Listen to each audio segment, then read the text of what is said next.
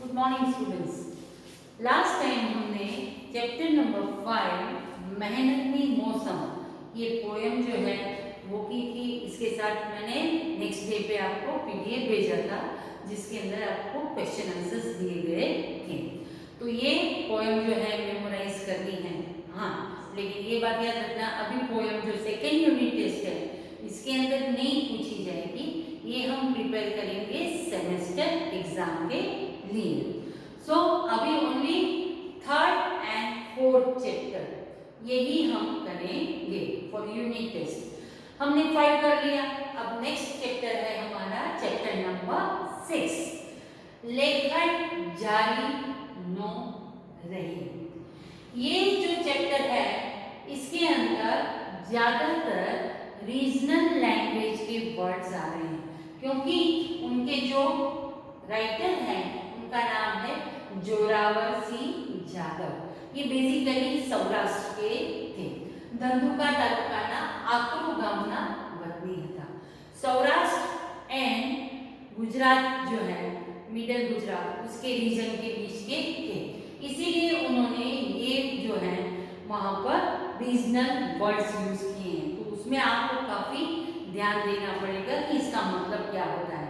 अगर हो सके तो जब मैं आप समझाती हूँ तो आप अपनी बुक को खोल के पेंसिल से जहाँ जहाँ जो वर्ड में बताऊंगी वह लिखते जाना, ताकि आपको बाद में प्रॉब्लम ना हो कि ये वर्ड को क्या कहा जाता है।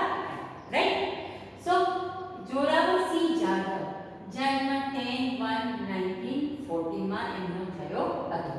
उन्होंने बचपन से स्टूडेंट्स लाइफ विद्यार्थी काल ही एमने लोक साहित्य यानी कि जो हमारा रीजनल जो है लिटरेचर है, फोक लिटरेचर है, उसके अंदर उन्होंने काफ़ी संशोधन यानी रिसर्च किया था उसके अंदर से।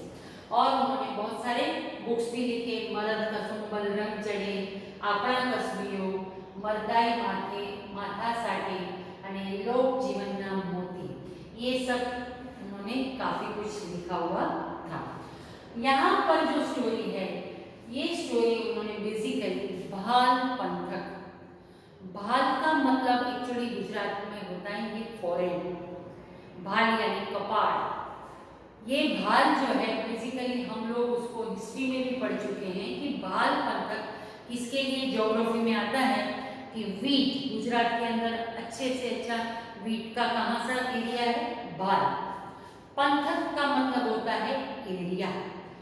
बाल पंथक जो है वहाँ पर ये लोक कथा है उनकी, और वहाँ पर हम कहते हैं कि ट्रिक फॉर टेट, पर हर जगह पर वो काम आता नहीं। हमें अपने आप को और अच्छा दिखाना है तो हमें उनके साथ ऐसा व्यवहार करना नहीं चाहिए। पर यहाँ पर जो स्टोरी है उसमें यही मॉरल है कि ट्रिक फॉर टेट, जेवा साथे तेवा, ये बताया गया है।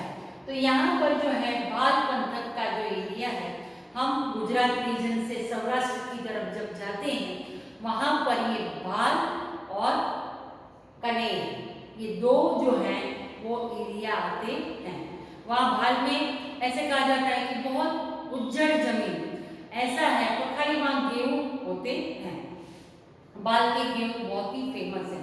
बाकी का एरिया जो है वो पूरी सीमा है वो वीरानी सी है, उसमें ज़्यादा कुछ होता नहीं है। तो यहाँ पर भाल और कनेर, जहाँ से साबरमती नदी से लेकर फिर लीलका, भादर, भोगाव, ये सब नदियों वाला जो एरिया है आनंद की तरफ जाता है, वहाँ पर ये भाल का प्रदेश है। तो ये स्टोरी भाल पंथक का जो एरिया है वहाँ की स्टोरी है। यहाँ जो चैप्टर है उसका नाम है लेखन। लेखन का मतलब होता है पेन, कलम, जारी यानी पकड़ी, टू कैच, नो रही। यहाँ पर गुजरात, मिडल गुजरात और सौराष्ट्र ये दोनों की मिक्स लैंग्वेज इसके अंदर है। लेखन यानी पेन, जारी यानी पकड़ी, नो यानी नहीं, रही माराठी कलम पकड़ी रही नहीं। ये क्यों ऐसा नाम दिया है वो आपको आगे स्टोरी में पता चल जाएगा।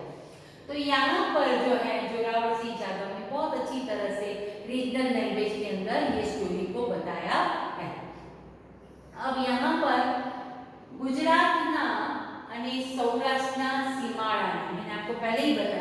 कि गुजरात અને સૌરાષ્ટ્ર ये दोनों रीजन जो है उसके बीच का जो एरिया है सीमाड़ा ने अड़ीने वहाँ की जो बॉर्डर है उसको छूकर भाल અને कनेर पंथक पागड़ी पने पथराયેલા છે। अब यहाँ पर सीमाड़ो यानी सीमा अड़ीने भाल અને कनेर पंथक पागड़ी पने यानी कि जो टर्बन होती है, टर्बन का जो कपड़ा होता है कैसा लंबा चौड़ा होता है, तो वो जो है इस तरह से लंबा पूरा प्रदेश, पूरा एरिया पट्टे की तरह सीधा है।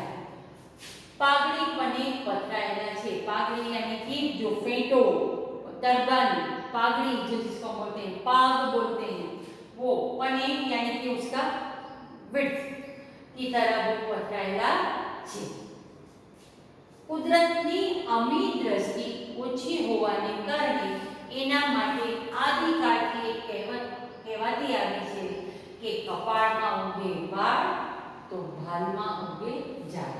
ये भाल का जो मैंने आपको पहले बताया कि वहाँ पर काफी वीराना सा है, मतलब उज्जड़ जमीन है जहाँ ज्यादा कुछ होता नहीं है, तो इसीलिए आदिकाल यानी पुराने जमाने से ये कहा जाता है क्योंकि वहाँ पर कुदरत की जो नेचर की अमी दृष्टि यानी मीठी नजर, अमी यानी मीठी दृष्टि यानी नजर, अमी नजर ओछी होने कारण वहाँ पर बारिश का और ये जो माहौल है वो कम होने के कारण एक कहेवत कहेवाय છે કે કપાળમાં ઉગે વાળ तो ભાલમાં ઉગે ઝાડ।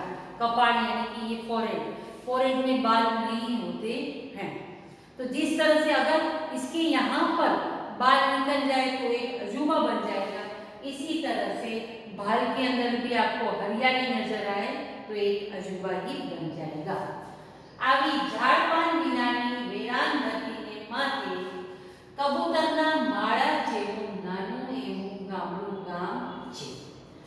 अब ऐसी वीरानी सी उज्जड़ सी जमीन के अंदर झाड़पान विनानी जहाँ पर हरियाली कुछ है ही नहीं, ऐसी वीरान धरती पर वीरानी सी धरती के ऊपर कबूतरना माळा जेवुं यानी बहुत ही छोटा सा एक गामडू गाम छे, एक छोटा सा गांव है।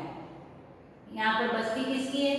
राजपूत, दरबार, कणवी, भरवाड़ અને वसवायावरण।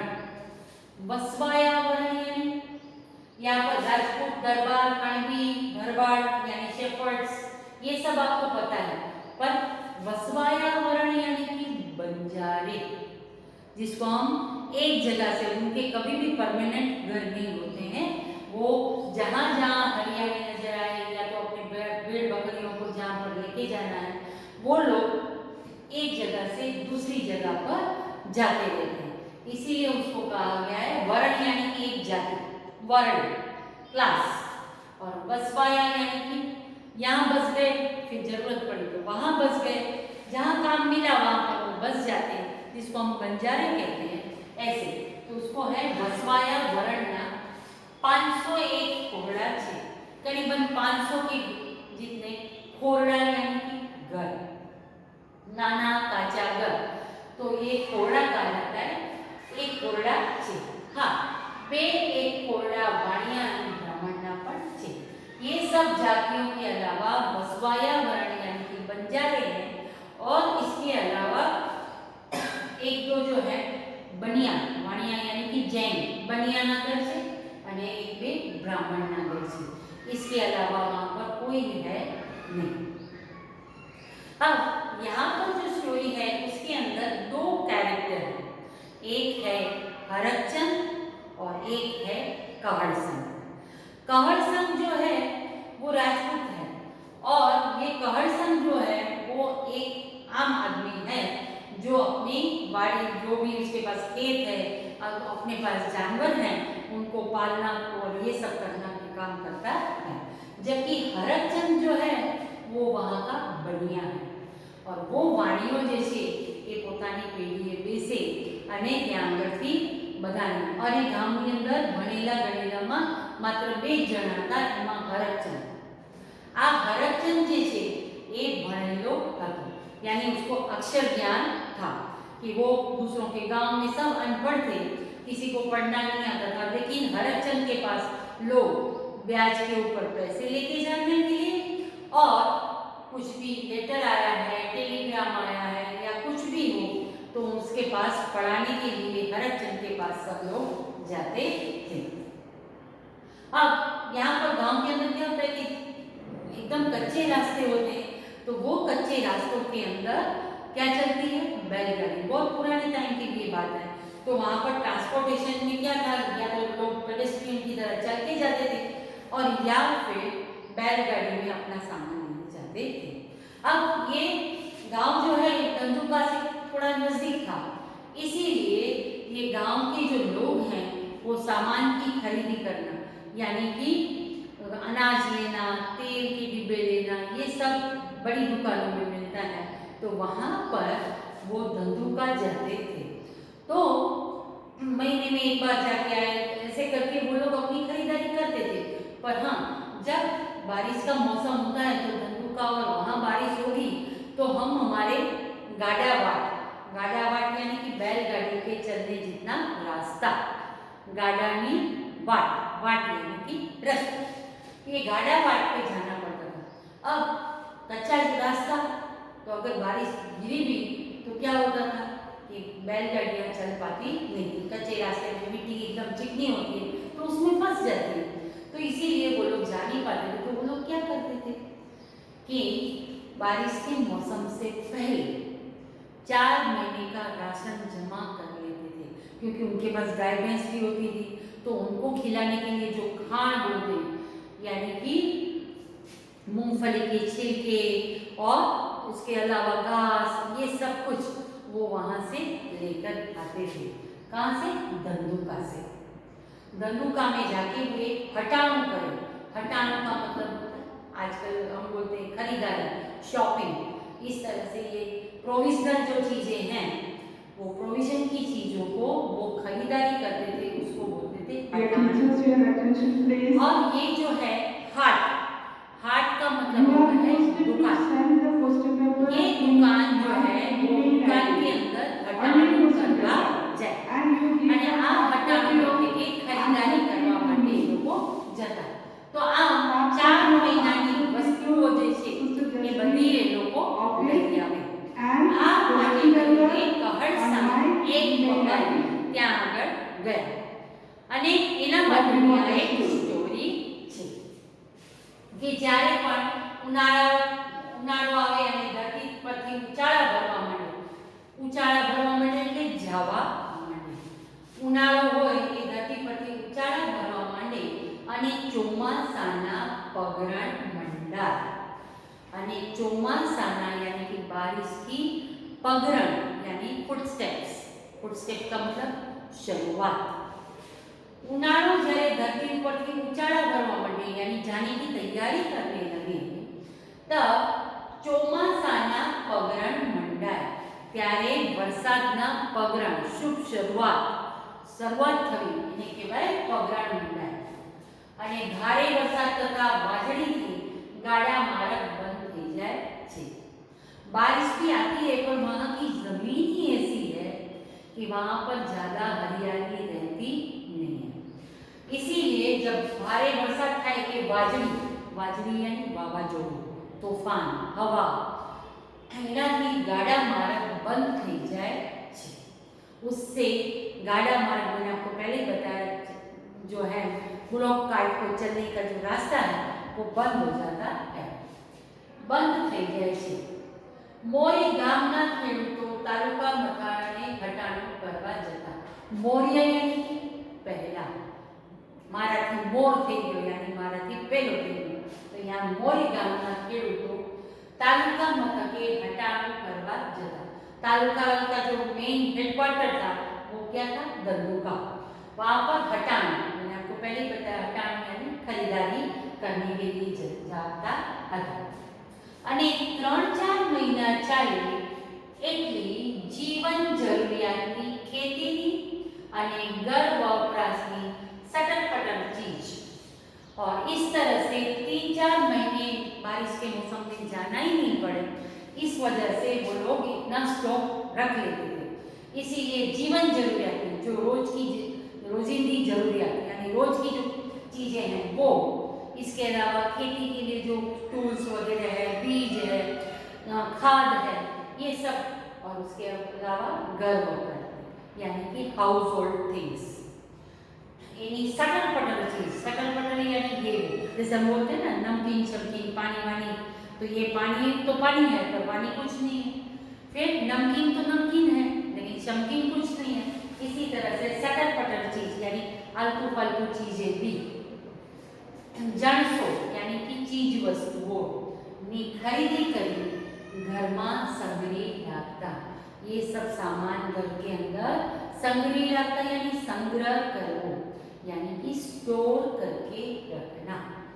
ये समय की बात, उस समय की ये बात है कि जब और कोई जगह पर, गांव इतना छोटा था कि उसमें इतनी सारी दुकानें भी नहीं थी, लेकिन धंधुका जो तालुका का हेडक्वार्टर था वहाँ पर ये सब चीज़ें मिलती थी। इसीलिए जैसे ही गर्मी जाती है और बारिश का मौसम आने वाला होता है, ये लोग 3-4 महीने का स्टॉक जो है जमा करके घर में रख देते थे, ताकि ऐसे मौसम में कभी भी उनको गाड़ावाट जाવું पड़े नहीं। मेहनत मजूरी करी બે પાંદડે થયેલા કહળસન ગાડું જોડીને ધંધુકે હટાણું કરવા ગયા છે। अब ये जो कहड़सन है वो अपने पास थोड़ी खेती की जमीन थी और 2-4 जानवर भी थे उसके पास, तो वो सबके लिए उसने सोचा कि मैं धंधुका जाके खरीदारी करके आता हूँ। वो समय की बात है, मेहनत मजदूरी बहुत दिन रात मेहनत करके બે પાંદડે થયેલા यानी थोड़ा बहुत सेविंग कर पाया हो, ऐसा कहड़सन एक दिन गाड़ी जोड़ी ने यानी बैलगाड़ी लेकर धंधुका के अंदर हटान करवा गए, खरीदारी करने गए। अब ये कहड़सन जो है वो वहाँ पर लेने गए, तो उन्होंने सबसे पहले क्या किया, पहले के ज़माने में ये ऑयल फैक्ट्रीज नहीं थी, लोग जो है गांची का काम ही यही होता है। गांची एक जाति है और वो जाति के जो लोग हैं वो लोगों का काम यही है कि जितने भी ऑयल यील्डिंग सीड्स यानी कि मूंगफली, सरसों, नारियल और इसके अलावा तिल, ये सब चीज़ें जो हैं उसको घाणी के अंदर एक हैंडमेड जो होता है, मेन मेड होता है, ऐसा स्ट्रक्चर होता है, उसके अंदर वो लोग तिल डाल के जाते हैं और उसके आजू बाजू रस्सी बांधकर बैल को रखा जाता है और वो बैल ऐसे ऐसे घूमता है, तो उसके अंदर का जो लकड़ी का बना हुआ होता है वो घूमता रहता है और वो घूमने से जो तिल है, मूंगफली है, वो क्रश होते जाते हैं और उसमें से तेल निकलता जाता है और वो तेल तो एकदम प्योर होता है। आजकल हम जो सब अलग अलग टाइप के न जाने कितनी ऐड में सब दिखाते हैं, बहुत सारा अच्छा तेल दिखाते हैं, बट इसके जैसा प्योर तेल तो हमको अभी मिलता नहीं, क्योंकि फैक्ट्री में इलेक्ट्रिसिटी से जो भी कुछ क्रश होता है तो उसमें जो विटामिन्स हैं वो सब तो चले जाते हैं, ये तो एकदम ओरिजिनल तेल मिलता था। और तभी शायद उस जमाने के लोग को ज़्यादा ऑयल खाने से या ज़्यादा घी खाने से कभी कोई प्रॉब्लम हुआ नहीं। तो यहाँ पर उन्होंने क्या किया, सुलेमान गाजी जो था उसकी गाड़ी यानी कि वो जो मशीन है वो माथी 2-3 डब्बा तलना तेलना, उस जमाने के लोग जो है ज़्यादातर तिल का तेल या मूंगफली का तेल खाते थे। तिल का तेल जो है वो हमारी हेल्थ के लिए बहुत ही अच्छा है, उससे ब्लड सर्कुलेशन जो है ना वो बहुत ही अच्छा होता है। आजकल भी हम देखते हैं कि विंटर के सीज़न में जब हमारी स्किन ड्राई हो जाती है तो उस समय ज़्यादातर लोग जो है तिल का तेल मसाज करने के लिए यूज़ करते हैं, क्योंकि वो तिल का तेल गर्म होता है और उसकी वजह से मसाज करने की वजह से क्या होता है कि हमारी नर्वस सिस्टम, हमारे मसल्स ये सब टोन अप हो जाते हैं। पर उस जमाने में तो लोग खाते ही यही थे, तो उनकी बॉडी में ज़्यादा स्ट्रेंथ मिलती थी। तो उन्होंने बेकन डब्बा तलना तेलना, मोदीनी दुकानेથી देसी गोळની भेलियो। देखो ये खास तौर पर ये याद रखना, क्योंकि इसमें क्वेश्चन आता है कि कहड़ संगे धंधुकाएથી हटाण करती वक्ते कई कई वस्तुओं खरीदी करी। तो उसमें आपको लिखना पड़ेगा कि बेकन डब्बा तेलना, तलना तेलना, मोदीनी दुकानेથી यानी जो प्रोविजन स्टोर वाला है उसके यहाँ से गोळની भेलियो। गुड़ जो है वो आपको पता है शुगर केन में से बनता है, तो वो शुगर केन जो है उसके जो गुड़ का वो हिस्सा होता है वो पूरा एक मोल्ड करके जमा करके रखते हैं। आपने देखा होगा कि वो ट्रायंगल शेप में उसका होता है, उसको बोलते हैं बेली। और यहाँ पर एक से ज़्यादा ली है, इसीलिए सौराष्ट्र की लैंग्वेज में भेली का मतलब होता है मन, बट इन प्लूरल भेलियों यानी दो चार भेलियाँ भी ले ली। इसके अलावा क्या लिया?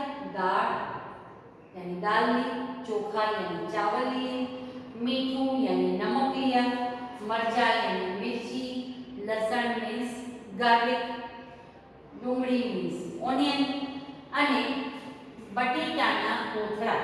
और आलू तो ऑल टाइम फेवरेट है, इसलिए आलू जो है घर में अगर कुछ भी सब्जी नहीं है तो आलू तो हमको जरूर ले लेंगे, इसलिए उन्होंने बोरियां उसकी भी ले ली, ताकि ये 4 महीने में और कुछ लेने की जरूरत पड़े नहीं।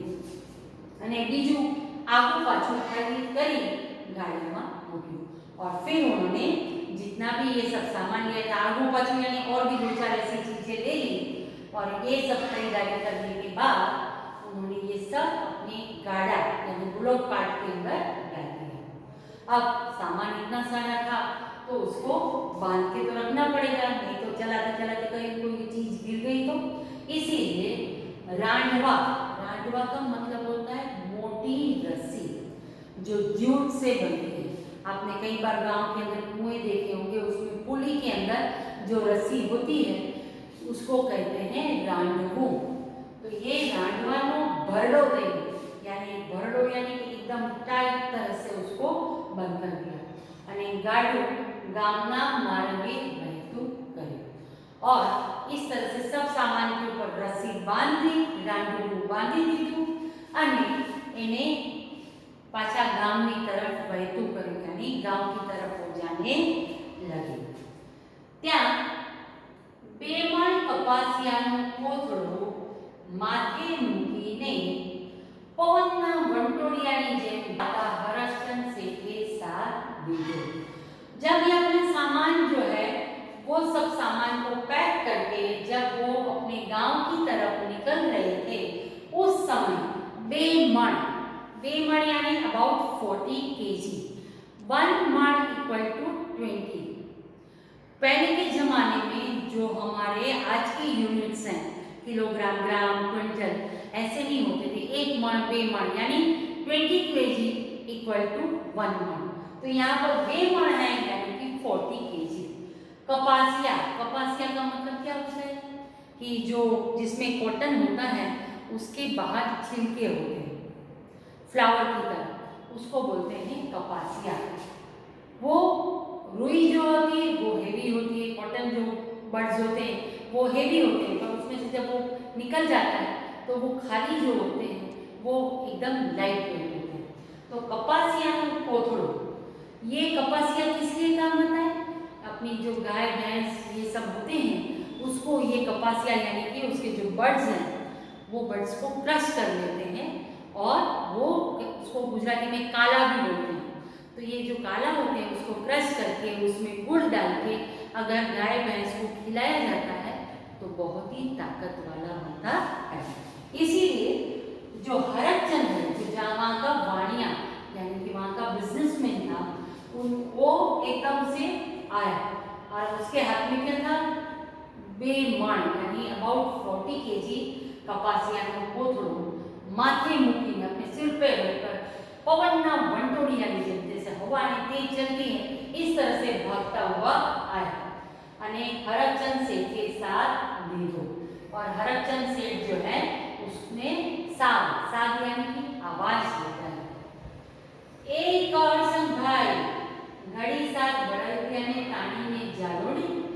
और वहां से दौड़ता दौड़ता आया और चिल्लाता हुआ बोला, ए करसन भाई, जरा तुम्हारा घड़ी साथ में थोड़ी देर बड़विया यानी अपने बैल को पानी में झालो यानी उसको खींच के पकड़ के रखो, मतलब आप आगे बढ़ो नहीं। आप कपासिया ने बचकू घर लगी लेता जाओ, आप भी वहीं मेरे गांव में जा रहे हैं तो आप ये बचकू यानी कि बोरी कोथड़ो ये जो है आप अपने साथ लेते जाओ ना, आप अपनी बैलगाड़ी में रख दो ना, तो मुझे यहाँ से चल के इतना लेके आना नहीं पड़े। हरकचंद से बળદિયાના ગજા ઉપરાંતનો ભાર આ જ ગાડામાં ભર્યો છે, એમાં તમારો કપાસિયાનો કોથળો ક્યાંથી આવશે? કરસન ने बोला, आप देखो तो सही, ये मेरी बैलगाड़ी के अंदर न जाने कितना सामान पड़ा हुआ है, तो इसके अंदर आपका ये कपासिया का बोरा मैं कहां से रखूंगा? क्या कि हल से यानी कैसे चलेगा? तब हरकचंद ने कहा, पैसा कपासिया भरे खोटी थोड़ी फाटी जाए, भला कहीं आटू बाटू लेता जाओ, कि शायद वजन ज्यादा होता है तो वो गिर भी सकता है, कुछ भी हो सकता है, पर पैसा यानी भाई साहब ये भी रीजनल लैंग्वेज है। कपासिया यानी कि इतने हल्के कपासिया है उसको भरने से कोठी यानी ड्रम जो है वो फटता नहीं, मतलब इतना हेवी नहीं होता है, तो भला कहीं आटू बाटू लेता जाओ, तो अच्छे इंसान बनकर ये लेकर जाओ। हरकचंद से ગામમાં હાટડી માંડીને બેઠા છો તો માલ લઈ જવા આગવું ગાડે ભાડે કરી લેતા હો તો નરી વાણિયા વિદ્યા જ વાપરો છો। आप करसन को फिर गुस्सा आ गया, बोले ये मान नहीं रहे और बोल रहे मुझे लेके जाने के लिए, पर हरकचंद से अगर गांव के अंदर आप अच्छी सी दुकान लगा के बैठे हो तो माल नहीं जावा पहले की आगू यानी पहले से एडवांस में आप जो है गाड़ा रेंट पे ले लो, भाड़ा कर लो, भाड़े कम ले लो, अने लेता हो तो नरी वाणिया विद्या जो वापरो छो, हर जगह पर बनिया की तरह बनियागिरी करते रहोगे, वाणिया विद्या यानी कि बनियागिरी यानी कंजूसी, ऐसे ही करते रहोगे ऐसे, क्योंकि करसन को बिल्कुल भी इच्छा नहीं थी कि वो हरकचंद का सामान लेके जाए। अब हरकचंद के दिमाग में ये बात नहीं थी, उसको लगा अरे जा रहा है तो कम से कम इतना तो लेके जा सकता है ना। भैला आज तो हाटनी खरीदी काई न हो, वैदना पड़का लेवा આવ્યો, પણ થયું કે ઘરે ગાય વિયાયેલી છે અને અહીં સુધી આવ્યો છું તો લાવને કપાસિયાનું બાજકો નાખતો જાઉં, ગાડાવાળા કોઈને કોઈ હરીના લાલ તો મળી રહે છે। तब उसने अपना क्लेरिफिकेशन किया, क्या किया कि भैला यानी भाई आज तो हाटनी खरीदी कहीं ज नहोती, कि मेरे दिमाग में हाट यानी कि दुकान से कुछ खरीदारी करने का कोई प्लान नहीं था, मैं तो सिर्फ क्या करने आया था, वैदना पड़का, उस जमाने में डॉक्टर की जगह आयुर्वेदिक जो दवाई मिलती थी वो वैद्य करते थे, तो वैदना पड़का लेवा આવ્યો હતો, પણ થયું पर मन में सोचा कि घरे गाय वियायेली छे यानी कि गाय को बछड़ा होने वाला है, तो यहाँ तक आया हूँ तो उसकी मैंने आपको पहले ही बताया कि वो उसकी हेल्थ के लिए बहुत अच्छा होता है, तो सोचा कि लावने कपासियाનું બાજકું પણ નાખતો जाऊँ અને ગાડાવાળા कोई ने कोई हरीना लाल मળી जाશે, भगवान का दिया कोई ना कोई मुझे मिल तो जाएगा, तो ये इसके अंदर रख देगा।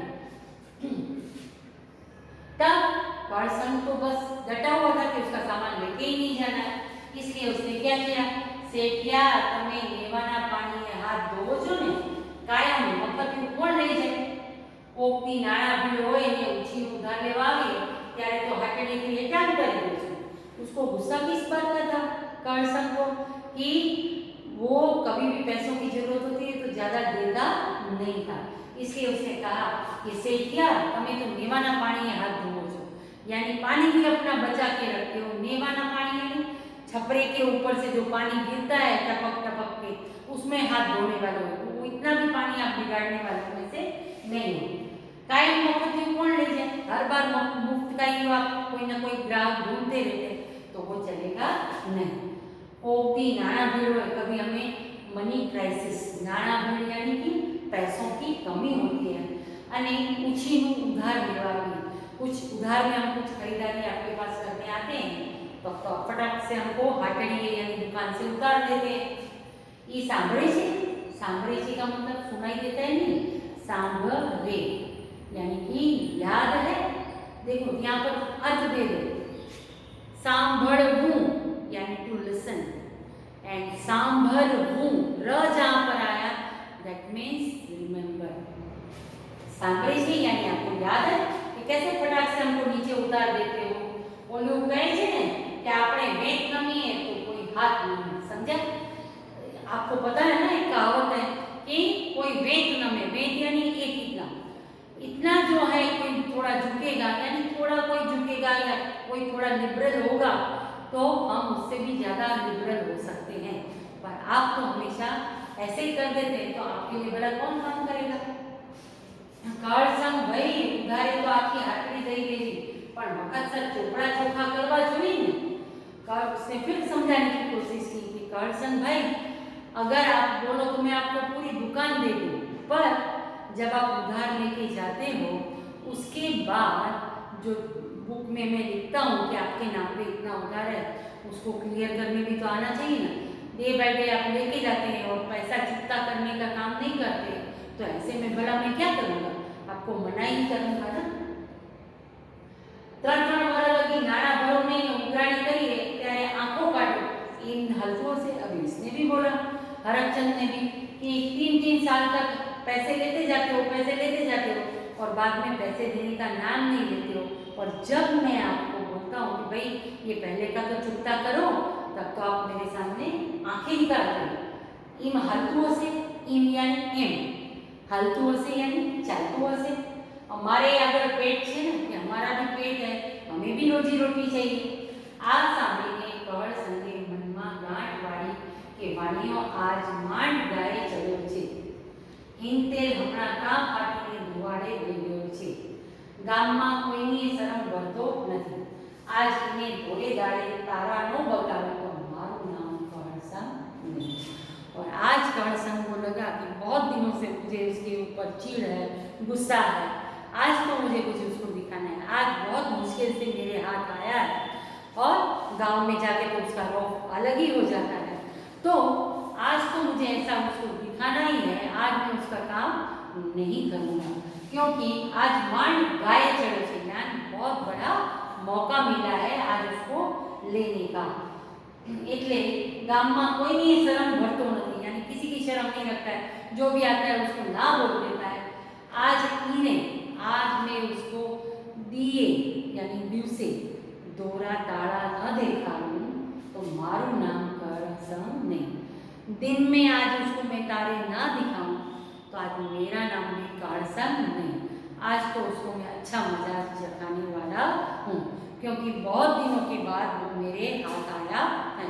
कि जब दुकान पे वहाँ पर गांव के अंदर होता है तो उसका रौब अलग होता है। आज जब इसको ज़रूरत है तो वो मेरे पीछे पीछे भाग रहा है और न जाने कितने कुछ न कुछ बोलता रहता है कि ऐसे करो वैसे करो, मैं आपको दुकान दे दूँगा, ये सब बातें कर रहा है, यानी मीठी मीठी बातें कर रहा है। तो आज जो है वो मैं उसको मज़ा चखा के रहूँगा।